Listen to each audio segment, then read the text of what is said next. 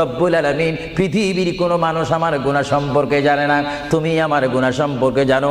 আমি এমন গুনাহ করেছি আমার বিবি জানে না, বিবি গুনাহ করেছে আমি জানি না।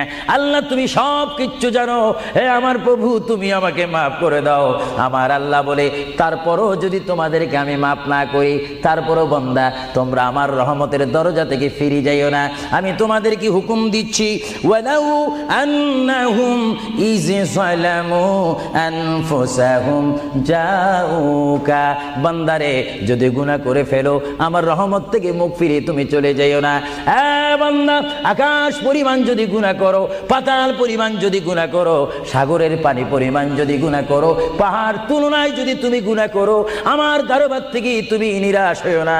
বান্দা, আমি তোমাকে একটি রাস্তা বাতাই দিচ্ছি, একটি পথ তোমাকে আমি দেখাই দিচ্ছি। সেই পথটি কোন পথ তোমরা জানো?